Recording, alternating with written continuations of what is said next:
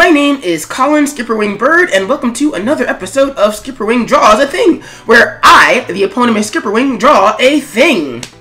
If you'd like to watch me draw these things in real time, please feel free to visit my Twitch channel at twitch.tv/SkipperWing, SkipperWing. Also, if you'd like a version of this video without the audio commentary, please check out the links in the description below or in the cards when they appear at the end of this video. I know I keep saying that, and I know I haven't set up any cards, but I swear I will at some point. So, also, today's music is Beat Your Competition by Vibe Tracks off of the YouTube audio library. Cool beans. So let's get this party started. Alright, so last week, or rather earlier in the week, depending on whenever you're watching this, I was on my Twitch channel, and I like to do a warm-up before I start getting into my Crimson Fly drawings, because that way it gives me a little bit of variety, and it gives me something else to, draw. However, I don't really look at creativity as a sort of like, boom, here's an idea, boom, here's another idea, boom, here's another idea. Instead, I look at it more in terms of, here's a problem to solve. So, one of my viewers suggested, well, snake people. And I was like, okay, so what would I do? And, I looked at it as a problem to solve. So if I'm going to draw snake people, well, what would I draw? So I ended up drawing these Nagas. Nagas are basically, they have, human upper bodies and then snake lower half. So basically, if you could look underneath my camera, you'd, basically be part snake. And I kind of wanted to subvert the idea of, ooh, hypnotism. So this story is basically the Latino dude. It's like, oh man, we're at a club, we're raving, it's gonna have a party, and he thinks that he's gonna hypnotize the girl. Except that she's like, oh, I've done this song and dance, pun entirely intended. And so she hypnotizes him in return. And they all go off and have hot snake sex. Yay.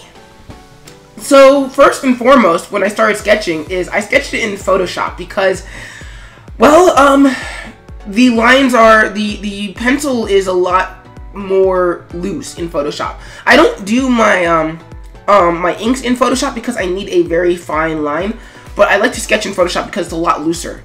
So yeah, and then I take it into Flash for inking because Flash has a more rigid line, similar to the effect of the plugin Lazy Nezumi for Photoshop, except that I started inking in Flash before Lazy Nezumi was ever a thing, so I never got on the Lazy Nezumi bandwagon. Yay. As for inking, well, I've pretty much got that down to as much of a science as I can get it. I mean, the process anyway. Obviously, the technique will always need refinement, but the process, I'm pretty much happy with where I am now. What with spot black inks and of course very light highlights, which makes for a really great monochrome. But in terms of colors, it's a little hodgepodge. And actually, I want to stay on that for a little bit. One of the things I'm starting to do is create a sort of process. The idea of on Tuesdays I'm going to promote one thing, and on Thursdays and Fridays I'm going to promote something different. So what's cool about my particular inking, painting, and coloring process is that it creates a sort of a really cool dynamic in that the monochromes, so I've been told, or people have been lying to me, they like the black and white, but they also like the color, and it's its own thing, and I think it's really cool to have that as both the black and white, the grayscale, and the color one. So I'm working on creating a sort of process wherein on Monday I'm working on the black and white, Tuesday I'm presenting the black and white, Wednesday I'm working on the color, and then on Friday Thursday and Friday I'm presenting the color and the process. It's still a little bit of a work in progress because, this video was late, but eventually I'm gonna get it. Yeah? Yeah. So in terms of actual coloring technique,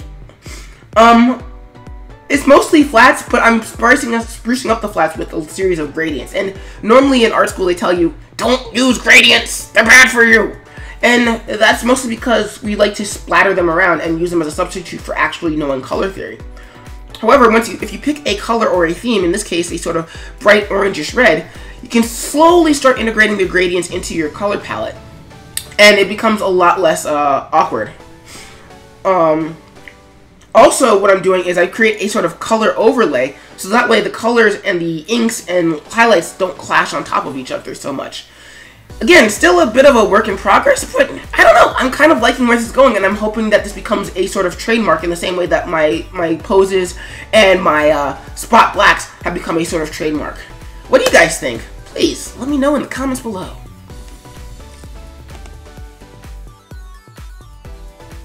And that's it for today's video. Please, if you like what you saw, give me a like. Please subscribe and hit the little bell notification so that way you can keep seeing more of my videos. If you'd like to see SkipperWing draw a thing in real time, please check out my Twitch channel at twitch.tv/SkipperWing. Also, leave a comment. Let me know what you thought, or what are things you think SkipperWing should draw.